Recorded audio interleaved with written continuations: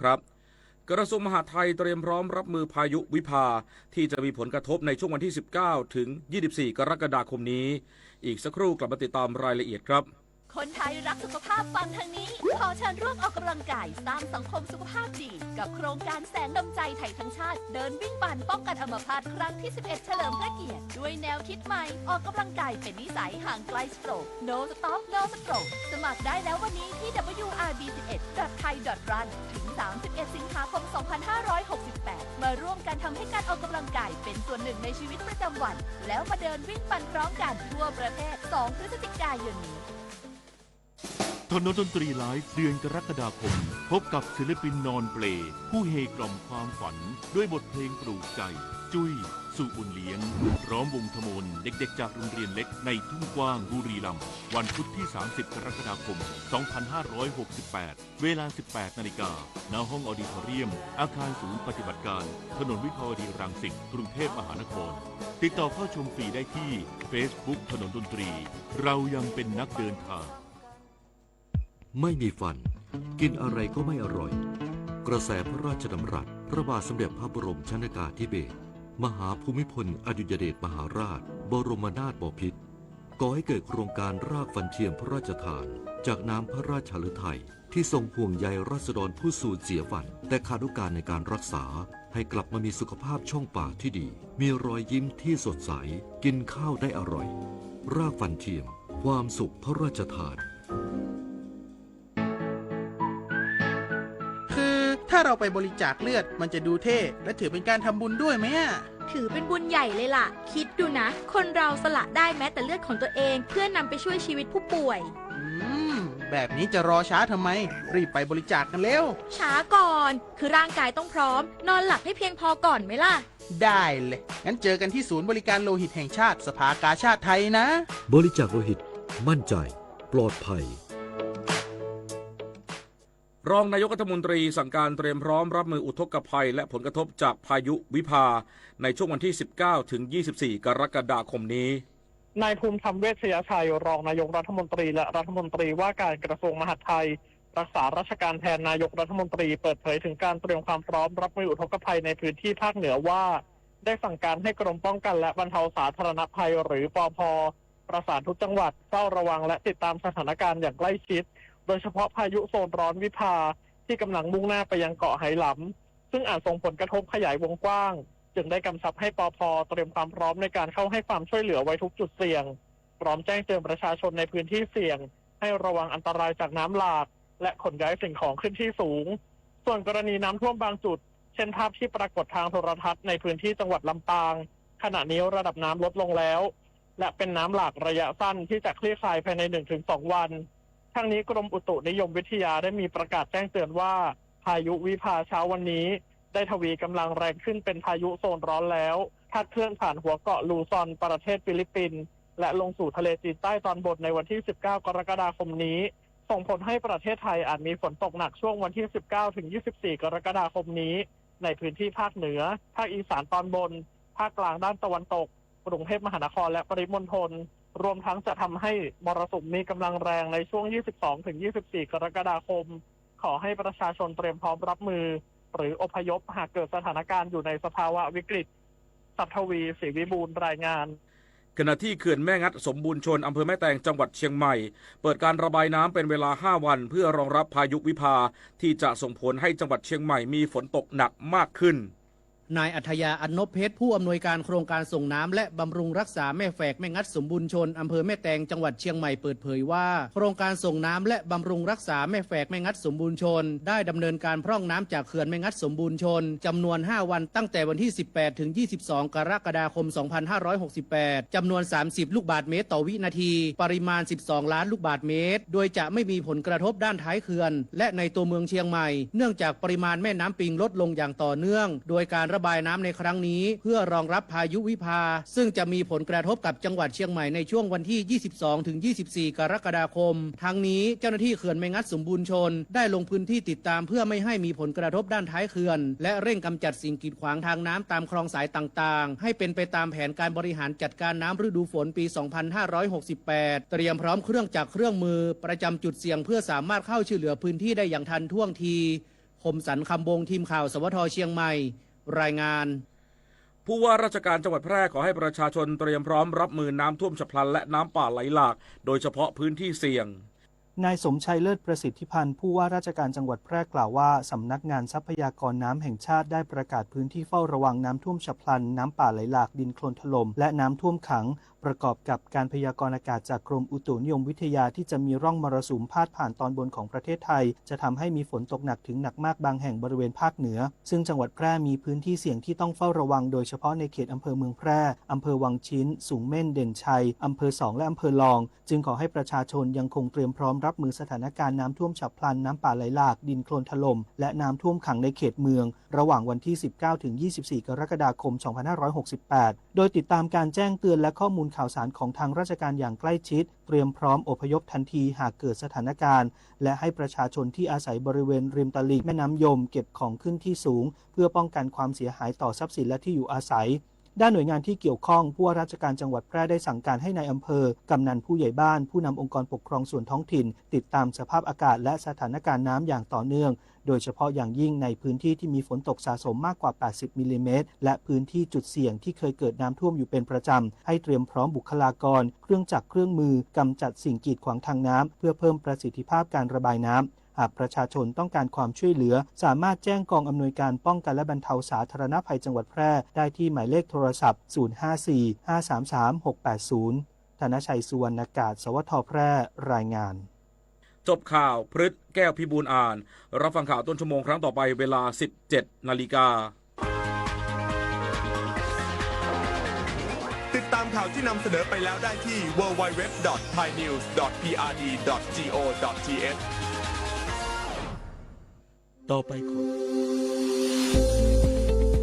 หลากหลายข้อมูลข่าวสารจากรัฐจัดเต็มข่าวเด่นในพื้นที่เมืองเหนือเวลาดี 4 โมงแรงในรายการอู้ข่าวเจ้าเหนือต่างสถานีวิทยุแห่งประเทศไทยภาคเหนือตอนบน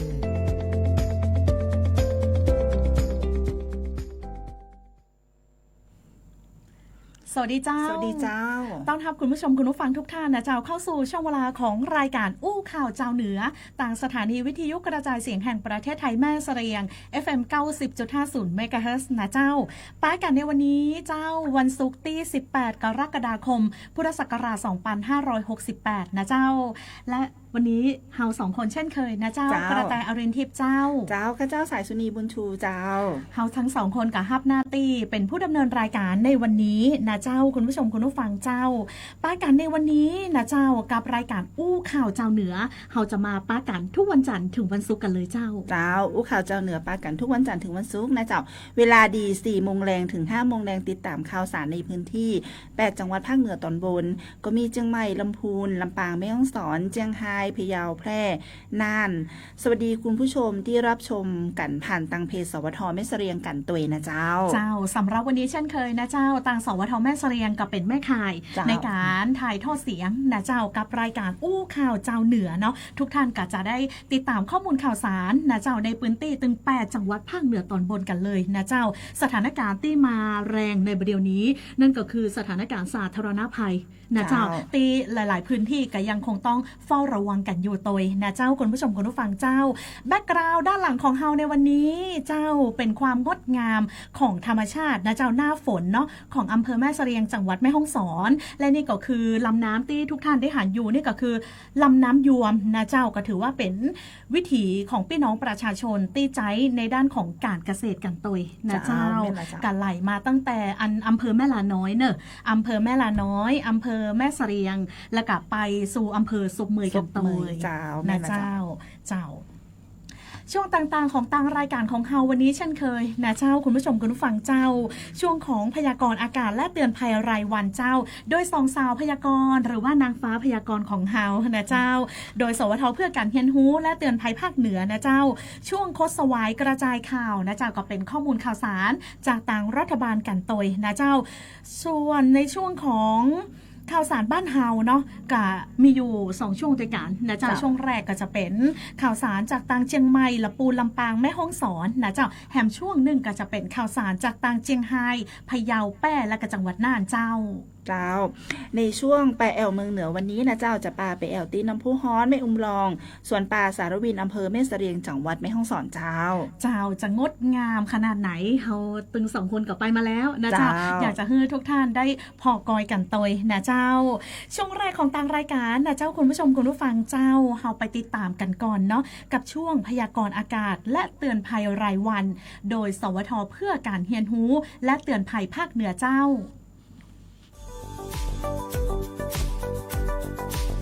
อู้ข่าวเจ้าเหนือ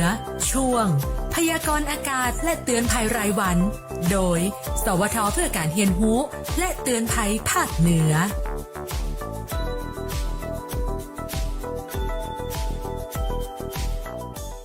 สวัสดีค่ะสวัสดีคุณผู้ฟังคุณผู้ชมนะคะสำหรับวันนี้ค่ะวันที่18กรกฎาคม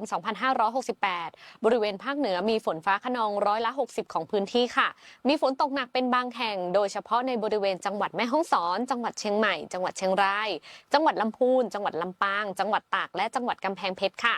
ส่วนการคาดการณ์ปริมาณฝนนะคะวันนี้วัดได้สูงสุดอยู่ที่50มิลลิเมตรจะอยู่ที่อำเภอจอมทองจังหวัดเชียงใหม่ค่ะจึงขอให้พี่น้องประชาชนในบริเวณดังกล่าวนะคะระมัดระวังอันตรายที่อาจจะเกิดขึ้นได้จากฝนที่ตกหนักและฝนที่ตกสะสมไว้ด้วยค่ะส่วนอุณหภูมิโดยรวมในวันนี้นะคะทางภาคเหนือตอนบนอุณหภูมิต่ำสุดอยู่ที่24องศาเซลเซียสอยู่ที่จังหวัดเชียงรายจังหวัดเชียงใหม่และจังหวัดพะเยาค่ะส่วนอุณหภูมิสูงสุดวันนี้อยู่ที่32องศาเซลเซียสจะอยู่ที่จังหวัดเชียงใหม่จังหวัดลำพูนจังหวัดลำปางและจังหวัดน่านค่ะไปทางภาคเหนือตอนล่างกันบ้างค่ะอุณหภูมิต่ำสุดวันนี้อยู่ที่24องศาเซลเซียสอยู่ที่จังหวัดเพชรบูรณ์ส่วนอุณหภูมิสูงสุดอยู่ที่34องศาเซลเซียสอยู่ที่จังหวัดพิษณุโลกจังหวัดตากและจังหวัดเพชรบูรณ์ค่ะอย่างไรก็ตามนะคะในช่วงนี้ขอให้คุณผู้ฟังทุกท่านติดตามข่าวพยากรณ์อากาศและประกาศจากกรมอุตุนิยมวิทยารวมถึงข้อมูลข่าวสารจากหน่วยงานราชการอย่างใกล้ชิดค่ะเพื่อเตรียมความพร้อมในการรับมือกับสาธารณภัยต่างๆที่อาจจะเกิดขึ้นได้ซึ่งสามารถติดตามพยากรณ์อากาศได้ทางเว็บไซต์กรมอุตุนิยมวิทยาหรือสายด่วนกรมอุตุ1182ได้ตลอด24ชั่วโมงค่ะสวัสดีค่ะมาต่อกันในช่วงเตือนภัยรายวันค่ะวันนี้มีวิธีปฏิบัติเมื่อน้ำท่วมอพยพอย่างไรให้ปลอดภัยมาฝากกันค่ะซึ่งขณะนี้หลายพื้นที่ประสบกับความเสี่ยงน้ำป่าไหลหลากและน้ำท่วมฉับพลันสิ่งสำคัญที่สุดคือการรู้ทางหนีทีไล่และวิธีอพยพออกจากพื้นที่เสี่ยงโดยข้อมูลจากกรมป้องกันและบรรเทาสาธารณภัยได้แนะนำวิธีปฏิบัติตนที่ถูกต้องเมื่อถึงเวลาต้องอพยพฉุกเฉินดังนี้อย่างแรกนะคะให้เตรียมกระเป๋าฉุกเฉินให้พร้อมทั้งน้ำดื่มอาหารแห้งเอกสารสำคัญและอุปกรณ์จำเป็นอื่นๆขั้นตอนที่2อพยพทันทีเมื่อได้รับสัญญาณเตือนภัยโดยให้การช่วยเหลือเด็กผู้สูงอายุและคนพิการก่อนค่ะแล้วอย่าลืมเช็คให้ดีก่อนออกจากบ้านดำเนินการตัดระบบไฟฟ้าปิดวาล์วน้ำให้เรียบร้อยและขนของขึ้นที่สูงก่อนออกจากบ้านค่ะโดยติดตามข่าวสารสถานการณ์ต่างๆอย่างต่อเนื่องคอยฟังประกาศจากหน่วยงานราชการและหน่วยงานที่เกี่ยวข้องอย่างใกล้ชิดและไม่ควรขับรถผ่านบริเวณน้ำท่วมสูงเพราะอาจถูกน้ำพลัดรถออกนอกเส้นทางได้ค่ะหรืออาจทำให้รถจมน้ำเกิดอันตรายได้โดยมีข้อควรระวังไม่เดินหรือขับรถฝ่าน้ำเชี่ยวไม่จับปลั๊กไฟหรือเครื่องใช้ไฟฟ้าที่เปียกน้ำหากจำเป็นต้องลุยน้ำควรแต่งกายให้มิดชิดสวมรองเท้าบูทป้องกันน้ำเข้าและอันตรายด้วยค่ะดังนั้นการเตรียมความพร้อมอย่างรอบด้านจะช่วยป้องกันอันตรายและลดความสูญเสียได้ร่วมกันเฝ้าระวังและปฏิบัติตามมาตรการความปลอดภัยอย่างเคร่งครัดนะคะแล้วมาพบกันใหม่ในการเตือนภัยรายวันอู้ข่าวเจ้าเหนือช่วงพยากรณ์อากาศและเตือนภัยรายวันโดยสวท.เพื่อการเรียนรู้และเตือนภัยภาคเหนือขอบคุณสองสาวพยากรณ์ตัวนะเจ้าโดยสวท.เพื่อการเรียนรู้และเตือนภัยภาคเหนือนะเจ้าคุณผู้ชมคุณผู้ฟังเจ้าช่วงต่อไปนะเจ้าเราจะไปติดตามข่าวสารจากทางรัฐบาลกันพ่องในช่วงคดสวายกระจายข่าวเจ้าอู้ข่าวเจ้าเหนือช่วงคดสวายกระจายข่าว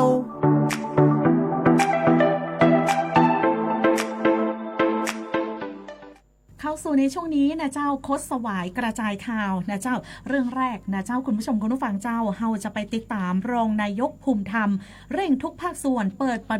ดปฏิบัติการกวาดล้างยาเสพติดนะเจ้า No drugs no dealers ผนึกกำลังชุมชนปล่อยยาเสพติดนะเจ้าชี้ว่าปัญหายาเสพติดถือว่าเป็นวาระแห่งชาติที่ต้องขจัดออกไปบนผืนแผ่นดินไทยเจ้านายภูมิธรรมเวชยชัยรองนายก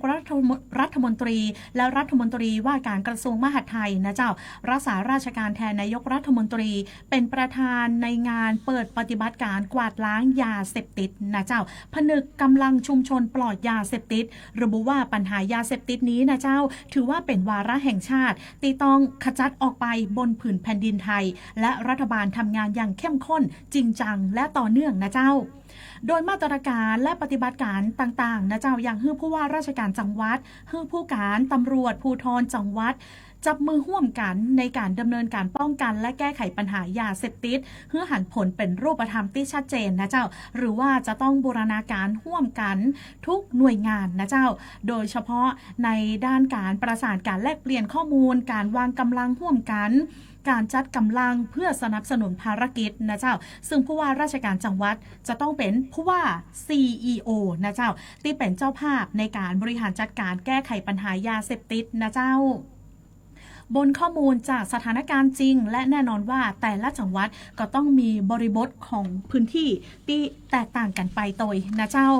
นอกจากนี้นะเจ้านายภูมิธรรมเวชยชัยย้ำว่าอยากจะขอความร่วมมือเพื่อช่วยการแก้ไขปัญหาอย่างจริงจังเชื่อว่าพลังของส่วนราชการตึงมดนะเจ้าตึงคนไทยตึงมดจะแก้ไขปัญหายาเสพติดได้นะเจ้าปัญหาบัตรอยู่ที่คนเดียวเนาะปัญหาอยู่อย่างเดียวหรือว่าจะเอาอยู่ที่เขาว่าจะเอาแต่ก่อนะเจ้า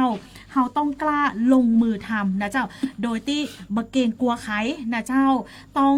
ใจกฎหมายใจอำนาจหน้าที่ในการทำงานเพราะฉะนั้นเราต้องควบคุมนะเจ้าหมู่เฮากันคนเดียวร่วมมือกับเจ้าบ้านรวมพลังนะเจ้าคิดว่าปัญหายาเสพติดแก้ได้เพราะฉะนั้นในการทำสิ่งเหล่านี้นะเจ้าก็มีทั้งคุณทั้งโทษถ้าปะว่าใครเมินเฉยนิ่งเฉยนิ่งไปอีกบ่ได้นะเจ้าต้องทั้งระดับจังหวัดทั้งผู้ว่าราชการจังหวัดนะเจ้าผู้ว่าการระดับอำเภอในอำเภอนะเจ้าถ้าสมมติว่ามาฮักปืนตีแล้วใครจะมาฮักนะเจ้าต้องช่วยกันดูแลช่วยกันขับเคลื่อนกันไปนะเจ้าเพราะว่าเรื่องของปัญหายาเสพติดนะเจ้าต่างรัฐบาลก็ถือว่าเป็นวาระแห่งชาติกันตยนะเจ้าท่านก็ได้ลั่นนะเจ้าว่าผู้การจังหวัดนะเจ้าใส่เกียร์ว่างเอี่ยวขบวนการค้ายาเสพติดโดนย้ายตั้งประเมินผลใน3 เดือนไปกันเลยเจ้าเอาว่าเนอะสำหรับเรื่องของการกวาดล้างยาเสพติดทางด้านของอำเภอแม่เสลียงเองนะเจ้าเฮาก็บ่ได้นิ่งนอนใจนำโดยท่านในอำเภอแม่เสลียงก็ได้ลงพื้นที่เลยนะเจ้าไปหาหน่วยงานราชการกาหรือว่าไปหาเรื่องของเจ้าบ้านกานะเจ้าหรือว่าได้รับแจ้งเบาะแสจากตรงไหนนะเจ้าท่านจะลงพื้นที่เลยนะเจ้าไปดูว่ามีแต่ก่อแล้วก็ดำเนินคดีอย่างถึงที่สุดเลยเจ้าไปต่อกันที่นายกแพทองทานเยี่ยมและฮื้อกำลังใจทหารเหยียบกับระเบิดขาขาดพร้อมยกย่องเปลี่ยนแบบอย่างปฏิบัติหน้าที่ด้วยความกล้าหาญและเสียสละเจ้านางสาวแพทองทานชินวัตรนายกรัฐมนตรีและรัฐมนตรีว่าการกระทรวงวัฒนธรรมโพสต์เฟซบุ๊กหลังลงพื้นที่จังหวัดอุบลราชธานีเพื่อเยี่ยมทหารเหยียบกับระเบิดขาขาดก่อนโพสต์เฟซบุ๊กนะเจ้าว่า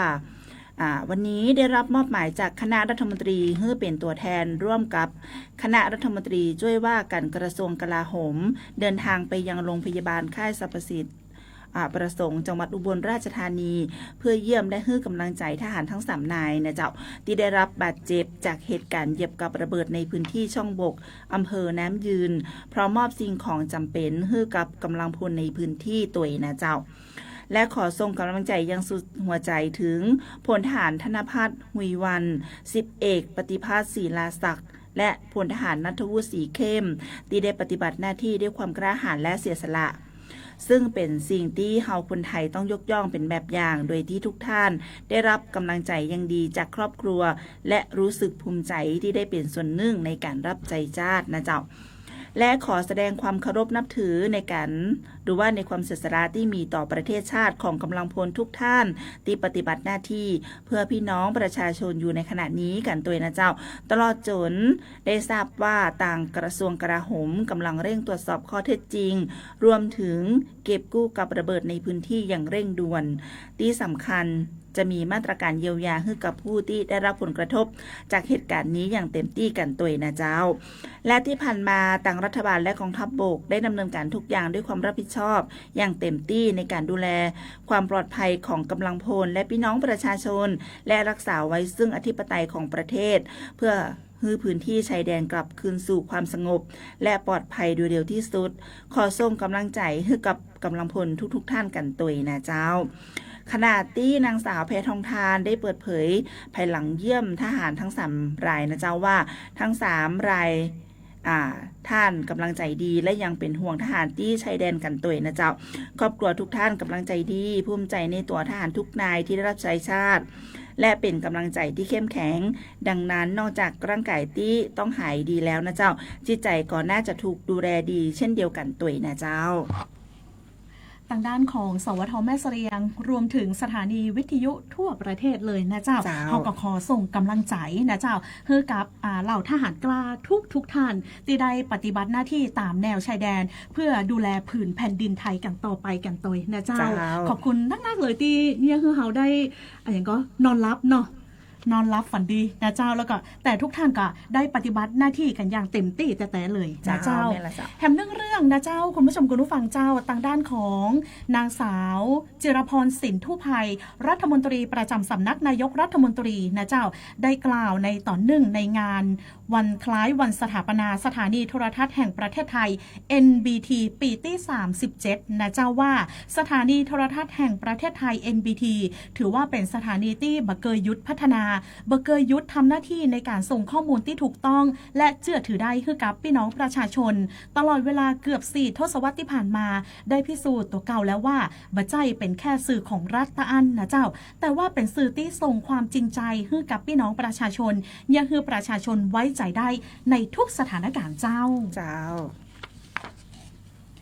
คุณผู้ชมคุณผู้ฟังเจ้าและนี่ก็คือข้อมูลข่าวสารเนาะในช่วงของโคชสวายกระจายข่าวนะเจ้าช่วงนี้เราจะยั้งกันก้ามเดียวนะเจ้าช่วงหน้าเราจะมาติดตามนะเจ้าในช่วงของข่าวสารบ้านเฮาเชียงใหม่ละปูนลำปางแม่ฮ่องสอนเจ้ากู้ภัยโทรมาบอกว่าป่อน้องรถแฉลบน้องบ่คิดบ่ฝันเลยว่าวันนั้นจะเป็นวันสุดท้าย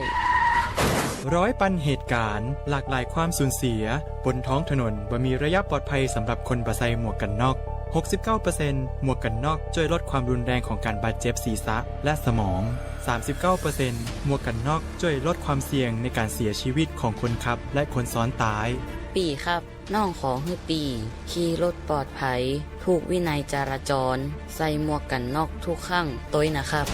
อย่าปล่อยให้คำขอนี้เป็นแค่ลมปากมาร่วมใจกันลดอุบัติเหตุความสูญเสียโดยการใส่หมวกกันน็อกบ่ว่าจะขับตั้งใกล้ตั้งไกลเพื่อลดความเสี่ยงเพิ่มความปลอดภัยให้กับตัวเฮาและก็คนที่เฮาฮักตัวนะครับ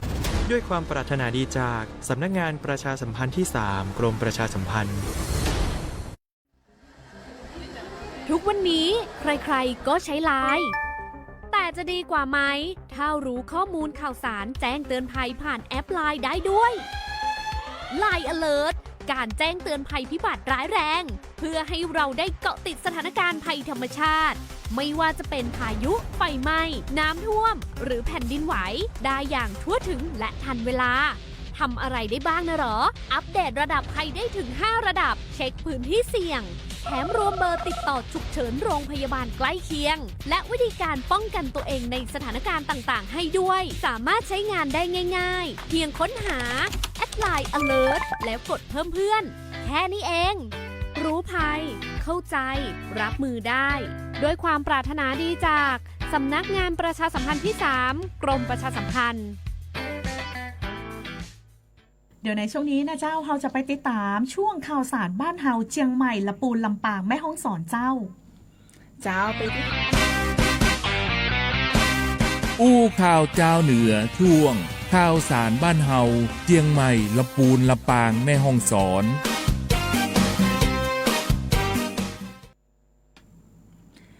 เจ้าไปที่สปท.ลำพูนกันนะเจ้าจากการเฝ้าระวังสถานการณ์น้ำปิงที่คาดว่าจะมีมวลน้ำไหลผ่านเข้ามาในพื้นที่จังหวัดลำพูนโดยมีพื้นที่เสี่ยงลุ่มต่ำติดกับริมน้ำบริเวณป่าแก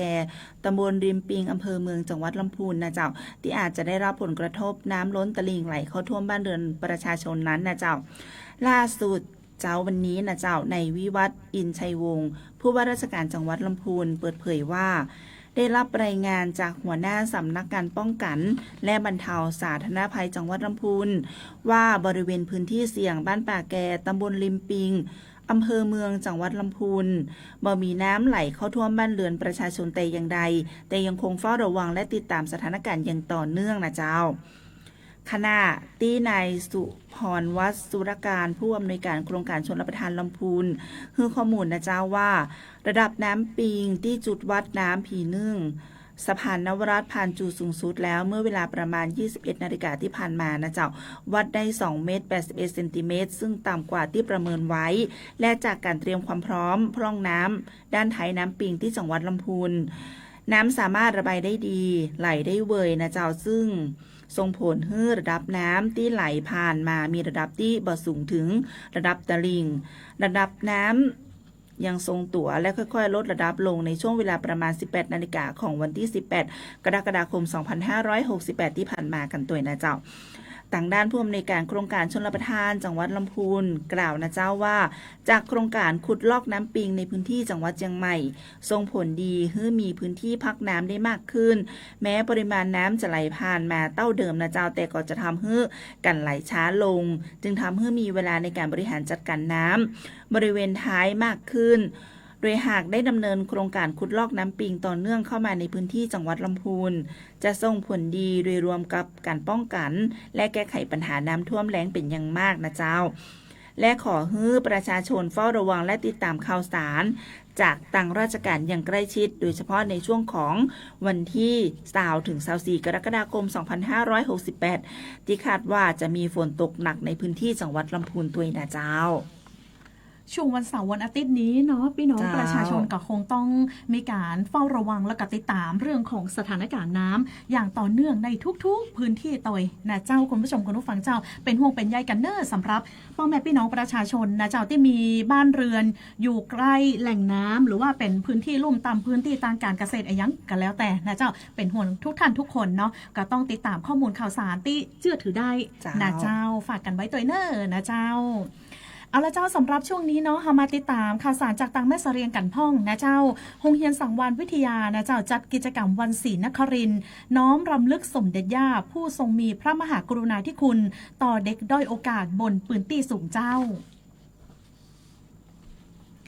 ที่โรงเรียนสังวาลวิทยาอำเภอแม่เสรียงจังหวัดแม่ฮ่องสอนนายบุญลือธรรมธารานุรักษ์รองผู้ว่าราชการจังหวัดแม่ฮ่องสอนเป็นประธานในงานวันศรีนครินทร์วันคล้ายวันสวรรคตของสมเด็จพระศรีนครินทราบรมราชชนนีเพื่อน้อมรำลึกถึงพระมหากรุณาธิคุณของสมเด็จพระศรีนครินทราบรมราชชนนีที่ทรงมีต่อเด็กด้อยโอกาสบนปืนตี้สูงนะเจ้าเพื่อมีโอกาสทางการศึกษาและมีชีวิตความเป็นอยู่ที่ดีขึ้นนะเจ้าช่วงเจ้าเลยนะเจ้าผู้เข้าร่วมกิจกรรมเนาะก็ได้ร่วมกันทำบุญตักบาตรนะเจ้าอุทิศส่วนกุศลเพื่อน้อมรำลึกถึงพระมหากรุณาธิคุณของสมเด็จย่าพร้อมกันนี้ได้มีการมอบทุนการศึกษากองทุนสมเด็จย่าจำนวน9ทุนด้วยกันนะเจ้ามอบเข็มตราสัญลักษณ์ให้แก่คณะครูนักเรียนชั้นมัธยมศึกษาปีที่1ชั้นมัธยมศึกษาปีที่4และการจัดกิจกรรมในเตื้อนี้นะเจ้าก็มีการประกวดแข่งขันทักษะวิชาการและการแข่งขันดนตรีโฟกซองนะเจ้าเพื่อเป็นการเปิดเวทีให้กับละอ่อนนักเรียนได้แสดงออกถึงความรู้ความสามารถกันตยนะเจ้าบัดเดี๋ยวนี้นะเจ้าโรงเรียนสังวาลวิทยาเปิดทำการเรียนการสอนตั้งแต่ระดับชั้นอนุบาล2ถึงชั้นมัธยมศึกษาปีที่6ก็มีนักเรียนจำนวน521คนนะเจ้าจำนวน23ห้องเรียนมีข้าราชการครูและบุคลากรทางการศึกษาจำนวน38คนโรงเรียนได้ดำเนินการฮือละอ่อนนะเจ้าละอ่อนนักเรียนที่อยู่บ้านไกลโรงเรียนเนาะมาพักนอนได้ในโรงเรียนนะเจ้าเป็นโรงเรียนพักนอนตยนะเจ้าซึ่งมีจำนวนถึง263คนนะเจ้าละอ่อนที่มาพักนอนนี่นะเจ้า เพื่อให้ละอ่อนนั้นได้รับการโอกาสทางการศึกษาอย่างเท่าเทียมกันนะเจ้าทางนี้โรงเรียนสังวาลวิทยามุ่งเน้นให้ละอ่อนนั้นเป็นนักเรียนเป็นคนที่ดีนะเจ้าเป็นคนดีเป็นคนเก่งและเป็นคนที่มีความสามารถต่างทักษะวิชาการทักษะอาชีพและทักษะชีวิตต่อไปในอนาคตได้เจ้าไปที่สวทฝางนะเจ้ากาชาติจังหวัดเชียงใหม่มอบบ้านตามโครงการโฮมเฮิร์บซ่อมแซมที่อยู่อาศัยเพื่อผู้ด้อยโอกาสผู้สูงอายุผู้พิการและผู้ยากไร้ในพื้นที่จังหวัดเชียงใหม่แก่ราษฎรในพื้นที่อำเภอแม่อ่ายเจ้าทางด้านนางทิพย์วันนันตาสายรองนายกเหล่ากาชาติจังหวัดเชียงใหม่เป็นประธานในพิธีมอบบ้านตามโครงการซ่อมแซมที่อยู่อาศัยเพื่อผู้ด้อยโอกาสผู้สูงอายุผู้พิการและผู้ยากไร้ในพื้นที่จังหวัดเชียงใหม่โดยมีนางสลีลยาอัมพาแก้วในอำเภอแม่อายนายกกิ่งกาชาติอำเภอแม่อายนำคณะกรรมการกิ่งกาชาติอำเภอแม่อายร่วมกับเหล่ากาชาติจังหวัดเชียงใหม่นำโดยหัวหน้าส่วนราชการนายกองค์กรปกครองส่วนท้องถิ่นกำนันผู้ใหญ่บ้านและกองร้อยตำรวจตระเวนชายแดนที่334ร่วมมอบบ้านให้แก่นางแสงเดือนรูปโฉมณบ้านเลขที่380บ้านโลหมู่ที่1ตำบลสันต้นมืออำเภอแม่อายจังหวัดเชียงใหม่เพื่อเฉลิมพระเกียรติในโอกาสมหามงคลเฉลิมพระชนมพรรษาสมเด็จพระกนิษฐาธิราชเจ้ากรมสมเด็จพระเทพรัตนราชสุดาสยามบรมราชกุมารีอุปนาญิกาผู้อำนวยการสภากาชาติไทยทรงพระเจริญทรงพระชนพรรษา70พรรษาการดำเนินการซ่อมแซมบ้านในครั้งนี้นะเจ้าก็ได้รับการสนับสนุนงบประมาณจากเหล่ากาชาติจังหวัดเชียงใหม่จำนวน 40,000 บาทด้วยกันนะเจ้าและได้ดำเนินการซ่อมแซมปรับปรุงได้รับความร่วมแรงร่วมใจจากหน่วยงานและองค์กรต่างๆได้แก่สมาชิกสภาองค์การบริหารส่วนจังหวัดเชียงใหม่องค์การบริหารส่วนตำบลสันต้นมือกองร้อยตำรวจตระเวนชายแดนที่334สถานีตำรวจชุมชนสมาชิกกองร้อยอาสารักษาดินแดนอำเภอแม่อายชมรมกำนันผู้ใหญ่บ้านและประชาชนจิตอาสาพระราชทานร่วมการออกแรงในการช่วยการซ่อมแซมบ้านและได้รับการสนับสนุนสมทบทุนเพิ่มเติมจากชมรมกำนันผู้ใหญ่บ้านกันตุยนะเจ้าจากสวทฝางเฮาไปกันตี้สวทเชียงใหม่กันพ่องนะเจ้าขอบคุณผู้สื่อข่าวจากสวทเชียงใหม่กันตอยนะเจ้าคณะอนุกรรมการประชาสัมพันธ์กองทุนเงินทดแทนสำนักงานประกันสังคมลงพื้นที่ตรวจเยี่ยมศูนย์ฟื้นฟูสมรรถภาพคนงานภาค3สำนักงานประกันสังคมและคลินิก108นะเจ้าพร้อมพัฒนาความร่วมมือเพื่อสิทธิประโยชน์ของผู้ประกันตนเจ้านางสาวนันทินีทรัพย์สิรินะเจ้าที่ปรึกษาด้านประสิทธิภาพสำนักงานประกันสังคมนำคณะอนุกรรมการประชาสัมพันธ์กองทุนเงินทดแทนสำนักงานประกันสังคมนะเจ้าร่วมประชุมสัญจรที่จังหวัดเชียงใหม่พร้อมศึกษาดูงานศูนย์ฟื้นฟูสมรรถภาพคนงานภาค3จังหวัดเชียงใหม่สำนักงานประกันสังคมจังหวัดเชียงใหม่และคลินิก108นะเจ้าโรงพยาบาลมหาราชนครเชียงใหม่ระหว่างวันที่ 17-18 กรกฎาคม 2568นะเจ้านางสาวนันทินีนะเจ้าก็ได้กล่าวว่าศูนย์ฟื้นฟูสมรรถภาพคนงานภาค3จังหวัดเชียงใหม่ถือว่าเป็นศูนย์ดูแลผู้ประกันตนที่เป็นผู้พิการหรือว่าผู้ที่ประสบอันตรายจากการทำงานจนทุพพลภาพนะเจ้าครอบคลุมพื้นที่17จังหวัดภาคเหนือเลยนะเจ้าโดยให้การดูแลตึงด้านจิตใจด้านสังคมด้านการแพทย์รวมถึงด้านอาชีพตยนะเจ้านอกจากนี้ยังมีการเปิดสอนอบรมอาชีพทั้งแบบอยู่ประจำและไปกลับนะเจ้าเพื่อดำเนินงานในเรื่องนี้นะเจ้าเปิดมาแล้วจำนวนกว่า14ปีแต่ปัญหาที่ปะก็คือการประชาสัมพันธ์ยังไม่ทั่วถึงนะเจ้าจึงเน้นย้ำเรื่องของการสร้างการเรียนรู้นะเจ้าสร้างการรับรู้ไปยังผู้ประกันตนเพื่อให้ได้สิทธิประโยชน์อย่างเต็มที่กันตยนะเจ้าสำหรับสำนักงานประกันสังคมจังหวัดเชียงใหม่เป็นหน่วยงานที่ได้รับการรับรองมาตรฐานให้บริการศูนย์ราชการสะดวกเมื่อปีที่ผ่านมาซึ่งให้บริการโดยเน้นความสะดวกรวดเร็วเข้าถึงง่ายซึ่งจังหวัดเชียงใหม่นะเจ้าก็มีผู้ประกันตนตึงมาตรา33มาตรา39แล้วก็มาตรา40รวมจำนวนกว่า 480,000 คนเลยนะเจ้านักขนาดเลยเนอร์นะเจ้าผู้มาให้บริการเฉลี่ยวันละกว่า500 คนซึ่งเน้นการให้บริการและการประชาสัมพันธ์สิทธิประโยชน์ต่างๆโดยได้รับความร่วมมือเป็นอย่างดีจากสื่อวิทยุโทรทัศน์ของกรมประชาสัมพันธ์ในการเผยแพร่ข้อมูลข่าวสารของสำนักงานประกันสังคมตัวเจ้าอันนี้การเดินทางก็สะดวกสบายนะเจ้าสำหรับผู้ประกันตนเนาะในมาตรา3339แล้วก็40ไปติดต่อราชการกันง่ายเลยนะเจ้าตีอยู่บริเวณศาลากลางจังหวัดเชียงใหม่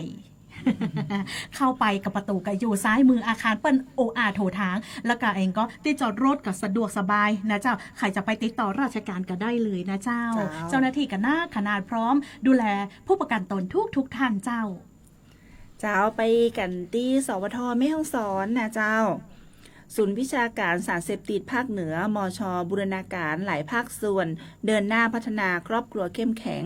ในพื้นที่นำร่องจังหวัดแม่ฮ่องสอนที่ห้องประชุมสวนหมอกคำรีสอร์ทตำบลปางหมูอำเภอเมืองจังหวัดแม่ฮ่องสอนนะเจ้าศูนย์วิชาการสารเสพติดภาคเหนือมหาวิทยาลัยเชียงใหม่จัดประชุมเชิงปฏิบัติการดำเนินงานโครงการพัฒนาโปรแกรมครอบครัวเข้มแข็งโดยได้รับเกียรติจากนายอุดมศักดิ์ข่าวหนูนารองผู้ว่าราชการจังหวัดแม่ฮ่องสอนเป็นประธานในพิธีเปิดการประชุมในครั้งนี้กันตัวนะเจ้าจากการประชุมครั้งนี้จัดขึ้นเพื่อแลกเปลี่ยนเรียนรู้พัฒนาแนวทางความร่วมมือและขับเคลื่อนการขยายผลการดำเนินโครงการในระดับพื้นที่ครอบครัวและชุมชนอย่างเป็นรูปธรรมโดยมีผู้เข้าร่วมได้แก่หัวหน้าส่วนราชการผู้บริหารองค์กรปกครองส่วนท้องถิ่นเจ้าหน้าที่ภาครัฐและประธานคณะทำงานศูนย์พัฒนาครอบครัวในชุมชนจากพื้นที่เป้าหมาย14แห่งด้วยกันครอบคลุม3อำเภอนะเจ้าได้แก่อำเภอปายอำเภอเมืองแม่ฮ่องสอนและอำเภอขุนยวมเจ้าโครงการสตองแฟมิลี่นะเจ้ามุ่งหวังให้ศูนย์พัฒนาครอบครัวในชุมชนและองค์กรปกครองส่วนท้องถิ่นเป็นกลไกหลักในการขับเคลื่อนหลักสูตรครอบครัวเข้มแข็งในระดับพื้นที่อย่างต่อเนื่องโดยเน้นการมีส่วนร่วมและการบูรณาการทรัพยากรจากหลายภาคส่วนด้วยกันนะเจ้าทั้งนี้โครงการดังกล่าวได้รับการสนับสนุนและดำเนินงานโดยศูนย์วิชาการสารเสพติดภาคเหนือมหาวิทยาลัยเชียงใหม่ร่วมกับสำนักงานป้องกันยาเสพติดและอาชญากรรมแห่งชาติสหประชาชาติสำนักงานภูมิภาคเอเชียตะวันออกเฉียงใต้ศูนย์แสงอรุณและสำนักงานพัฒนาสังคมและความมั่นคงของมนุษย์จังหวัดแม่ฮ่องสอนสำหรับกิจกรรมภายในงานนะเจ้าก็ประกอบตัวนะเจ้าการบรรยายให้ความรู้ด้านสถานการณ์ปัญหาและแนวโน้มของครอบครัวในชุมชนการแบ่งปันบทเรียนและประสบการณ์ดำเนินงานจากพื้นที่นำร่องการฝึกอบรมเชิงปฏิบัติการเพื่อเสริมสร้างความร่วมมือโดยได้รับความสนับสนุนจากทีมวิทยากรผู้เชี่ยวชาญจากบ้านพักเด็กและครอบครัวจังหวัดแม่ฮ่องสอนศูนย์แสงอรุณและทีมวิทยากรจากโครงการสตองแฟมิลี่กันตัวนะเจ้าจากจังหวัดแม่ฮ่องสอนนะเจ้าคุณผู้ชมคุณผู้ฟังเจ้าเฮาไปกันที่จังหวัดลำปางกันพ่องนะเจ้าปลาไปแอวตอยปลาไปหล่นตอยนะเจ้าเพื่อสุขภาพที่แข็งแรงอีหรอ มีคนบอกว่าผู้ดำเนินรายการกรุณาออกกำลังกายด้วยค่ะ เอาไปพอกันนะเจ้าตีกฟผ.แม่เมาะนะเจ้าเตรียมจัดงานแม่เมาะฮาล์ฟมาราธอนครั้งที่32นะเจ้าการแข่งขันวิ่งในประเทศไทยที่ได้รับการยอมรับในระดับโลกเลยนะเจ้าเตรียมเปิดบ้านต้อนรับนักวิ่งจากทั่วประเทศและทั่วทุกมุมโลกนะเจ้าสมัครเข้าร่วมกิจกรรมแล้วกว่า 3,000 คนสมัครได้ตั้งแต่บัดเดี๋ยวนี้ไปจนถึงวันที่31สิงหาคม2568เจ้าการไฟฟ้าฝ่ายผลิตแห่งประเทศไทยกฟผ.แม่เมาะนะเจ้าได้แถลงข่าวความพร้อมในการจัดการแข่งขันวิ่งเฉลิมพระเกียรติสมเด็จพระนางเจ้าสิริกิติ์พระบรมราชินีนาถพระบรมราชชนนีพันปีหลวงแม่เมาะฮาล์ฟมาราธอนครั้งที่32นะเจ้าโดยมีนายกฤษณะ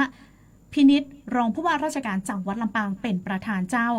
การแข่งขันแม่เมาะฮาล์ฟมาราธอนนะเจ้าถือว่าเป็นการแข่งขันวิ่งเนาะแข่งขันล่นที่ใหญ่ที่สุดของจังหวัดลำปางและภาคเหนือจัดขึ้นต่อเนื่องยาวนานมาเป็นเตื้อที่32แล้วนะเจ้าสำหรับในปีนี้นะเจ้าจัดขึ้นเพื่อเฉลิมพระเกียรติสมเด็จพระนางเจ้าสิริกิติ์พระบรมราชินีนาถพระบรมราชชนนีพันปีหลวงเนื่องในโอกาสมหามงคลเฉลิมพระชนมพรรษา93พรรษาชิงถ้วยพระราช ทาน สมเด็จพระกนิษฐาธิราชเจ้ากรมสมเด็จพระเทพรัตนราชสุดาสยามบรมราชกุมารีซึ่งได้รับความสนใจจากนักวิ่งชาวไทยและชาวต่างชาติเจ้าเฮามาพอในการสมัครกันพ่องนะเจ้า5กิโลเมตรฟันรันราคา500บาท10กิโลเมตรนะเจ้ามินิมาราธอนราคา600บาท21กิโลเมตรฮาฟมาราธอนราคา900บาทและ VIP นะเจ้า VIP สมัครได้เลยเจ้า VIP แพ็กเกจราคา2,000 บาทนะเจ้านักวิ่งที่สนใจสามารถติดตามรายละเอียดและสมัครเข้าร่วมกิจกรรมได้ตั้งแต่วันนี้นะเจ้าไปจนถึงวันที่31สิงหาคม2568ทางเว็บไซต์ rack.thai.run นะเจ้าแม่เมาะฮาฟมาราธอน2025และติดตามทุกความเคลื่อนไหวของงานแม่เมาะฮาฟมาราธอนเตือตี32ได้นะเจ้าทาง Facebook ก็ได้แม่เมาะฮาฟมาราธอนนะเจ้าทางนี้จังหวัดลำปางได้เตรียมความพร้อมทุกด้านเนาะอย่างเต็มที่นะเจ้าเพื่อให้นักวิ่งนั้นได้สัมผัสนะเจ้ากับความสวยงามนะเจ้าอันนี้วิวเป็นงามนะเจ้าคุณผู้ชมคุณผู้ฟังเจ้าได้หันเส้นทางวิ่งที่สวยงามแหล่งท่องเที่ยวทางประวัติศาสตร์วัฒนธรรมที่หลากหลายโดยมั่นใจว่าจะสามารถกระตุ้นเศรษฐกิจและการท่องเที่ยวของจังหวัดลำปางฮึบปิ๊กมาคึกคักนะเจ้าเหมือนกุปีที่ผ่านมาตัวนะเจ้าและนี่ก็คือข้อมูลข่าวสารนะเจ้าในช่วงของข่าวสารบ้านเฮาเชียงใหม่ละปูนลำปางแม่ฮ่องสอนนะเจ้าเฮาไปทักทายคุณผู้ชมคุณผู้ฟังเนาะคุณผู้ชมนะเจ้าที่ติดตามกันผ่านทาง Facebook กันพ่องนะเจ้า Facebook สวทแม่เสรียงนะเจ้าคุณนกคาไทยสวัสดีเจ้าฮับฟังข้อมูลข่าวสารขอบคุณนักๆนะเจ้าคุณต้นน้ำปรมินขอบคุณนักๆเจ้าปาลาคุณแม่ฮ่องสอนซีรีส์นะเจ้าบ้านสวนชมทุ่งฟังอยู่สวนแม่เสรียงชัดเจนดีขอบคุณนักๆนะเจ้าคุณสุกัลยาชัดเจนขอบคุณเจ้าคุณดารารัตน์นะเจ้าฟังอยู่เจ้าชัดเจนดีเจ้านะเจ้าคุณคมสันนะเจ้ารับฟังอยู่จากต่างเชียงใหม่เนาะสัญญาณชัดเจนดีนะเจ้าขอสูตรลดน้ำหนักหน่อย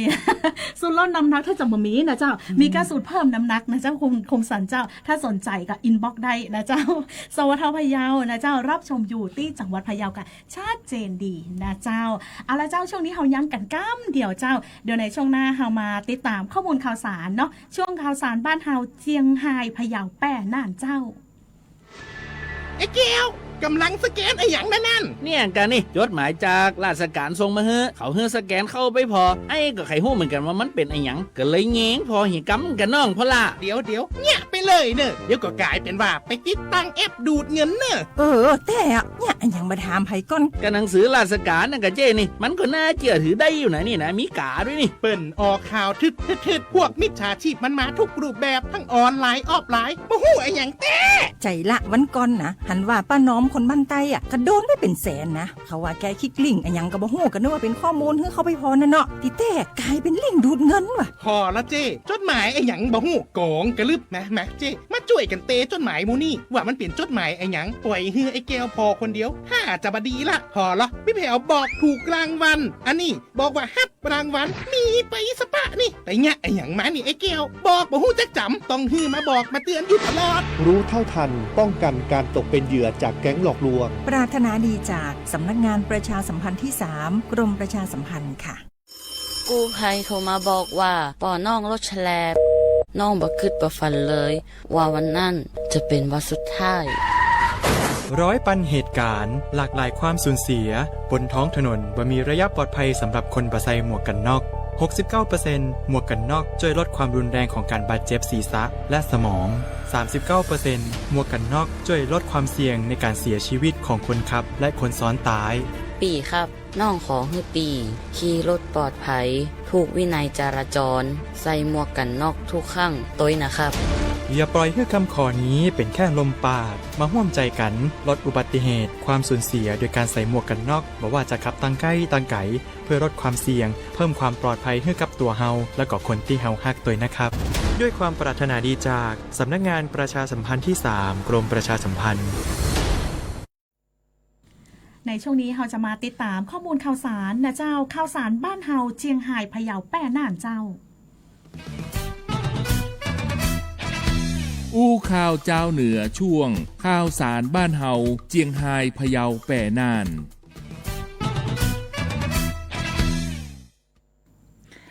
เจ้ามาที่สวทแพร่กันนะเจ้า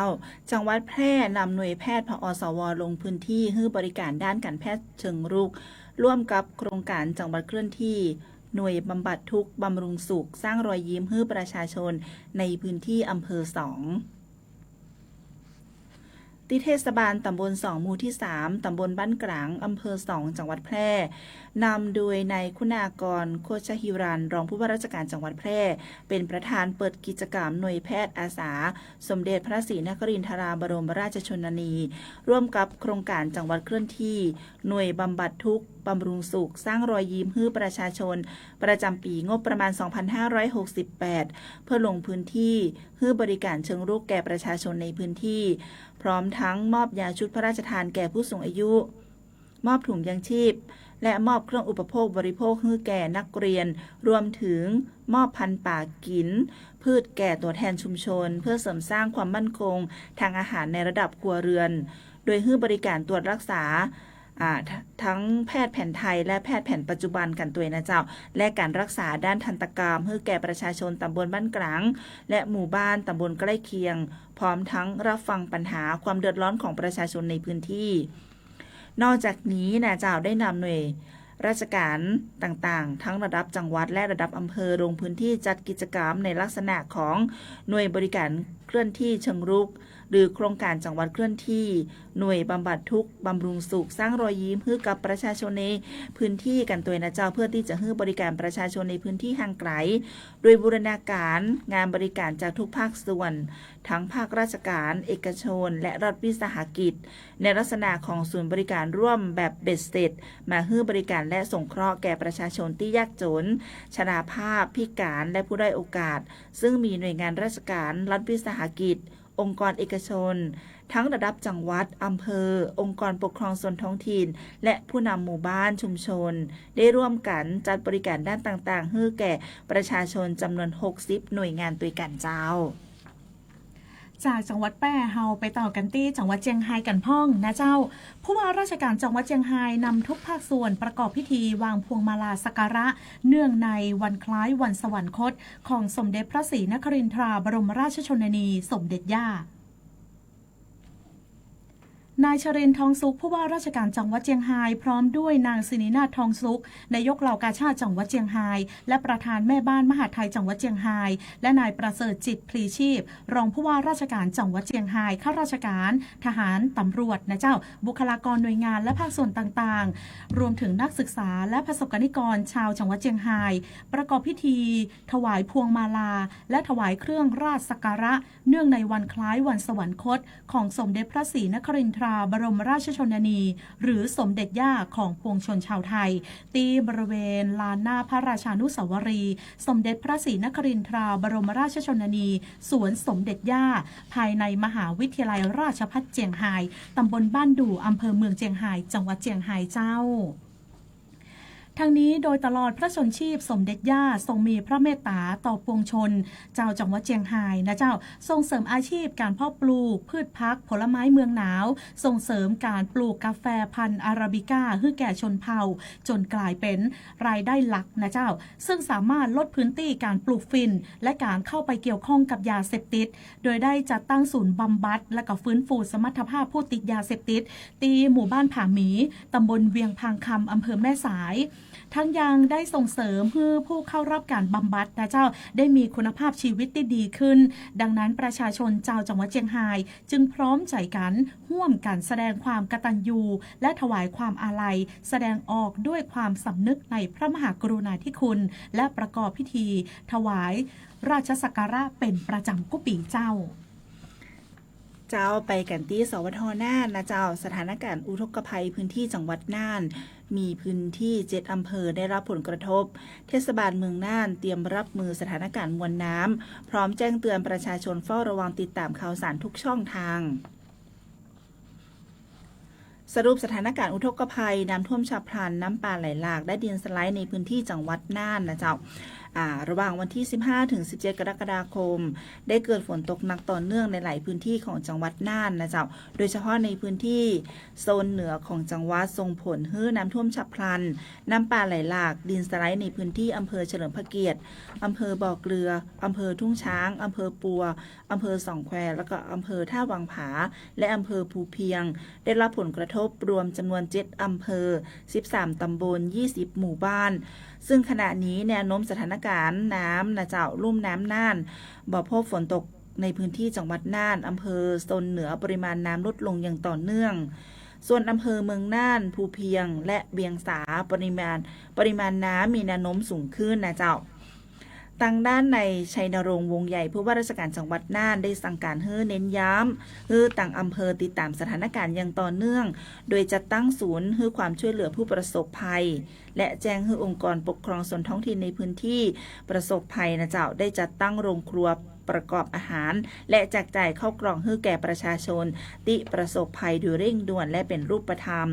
พร้อมทางให้ระดมสรรพกำลังจัดเตรียมอุปกรณ์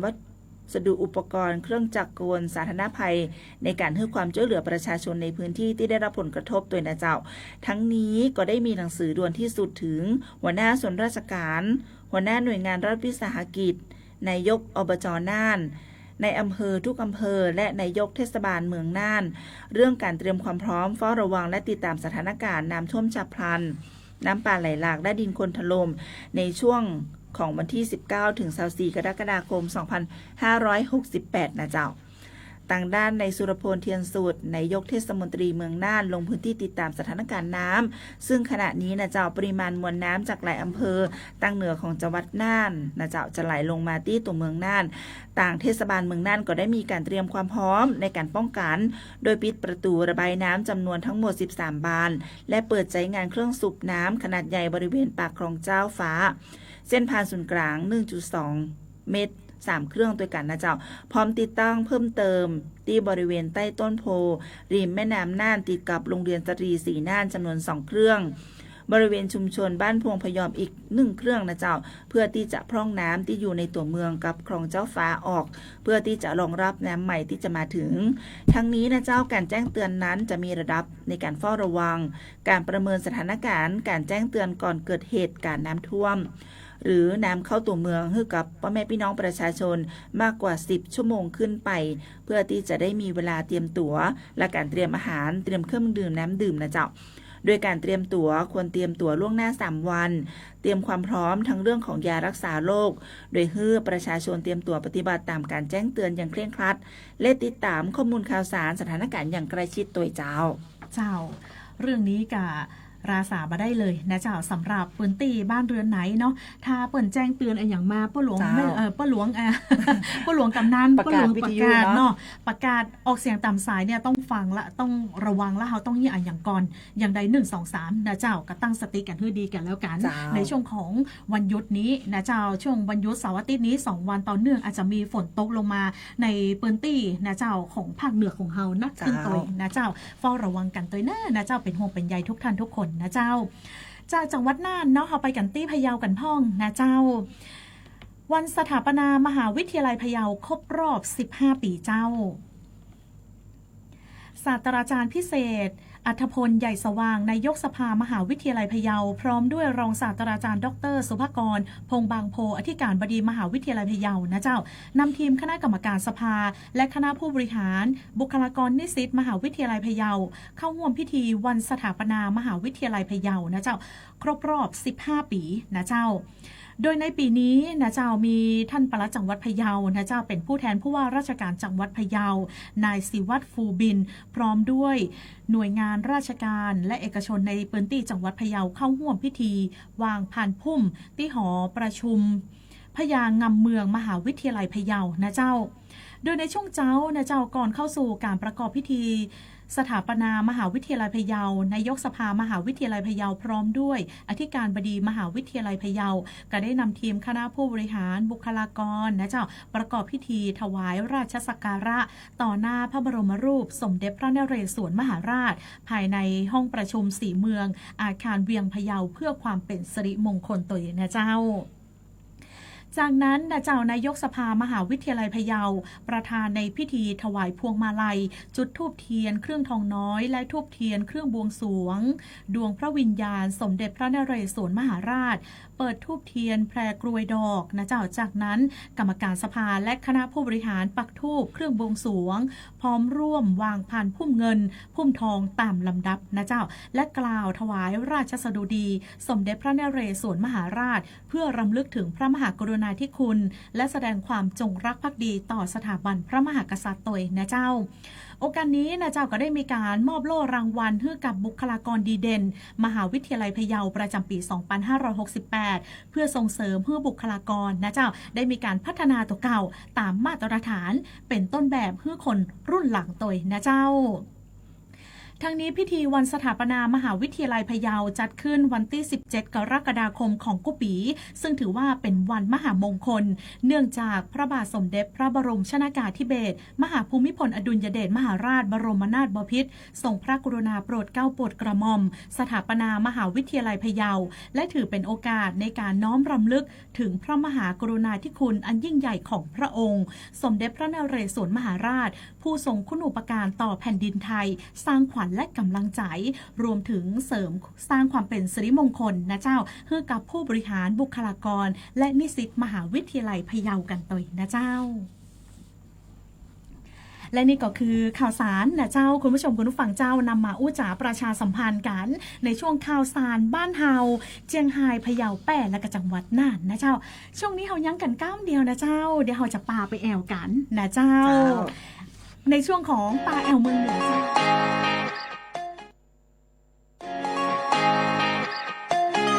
อู้ข่าวเจ้าเหนือช่วงปาแอวเมืองเหนือ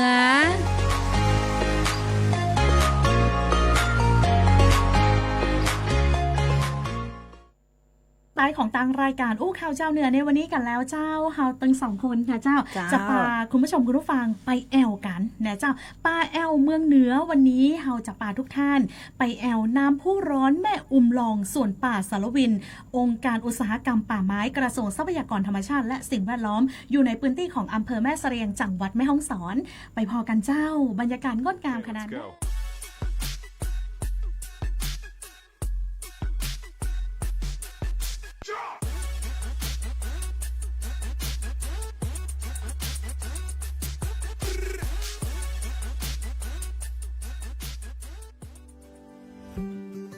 แม่เสรียงนะเจ้าแวะมาแช่น้ำร้อนก็ได้นะเจ้าบำบัดร่างกายและผ่อนคลายจิตใจกันที่นี่ภายใต้ความอุดมสมบูรณ์ของทรัพยากรธรรมชาติและสิ่งแวดล้อมนะเจ้า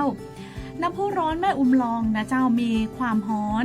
76องศาเซลเซียสนะเจ้าก็เหมาะสำหรับการมาพักผ่อนกันเลยนะเจ้าจะมาแบบเช้าไปเย็นกลับก็ได้นะเจ้าหรือว่าจะมาพักค้างแรมก็ได้เช่นเดียวกันเปิ้นก็จะมีอันนี้เป็นตังเตลเนอร์อันนี้ถึงแล้วนะเจ้าอันนี้ถึงแล้วเนาะเปิ้นก็จะมีบ้านพักคือนะเจ้าแล้วก็มี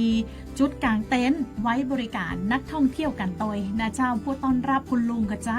ดีขนาดอู้ม่วน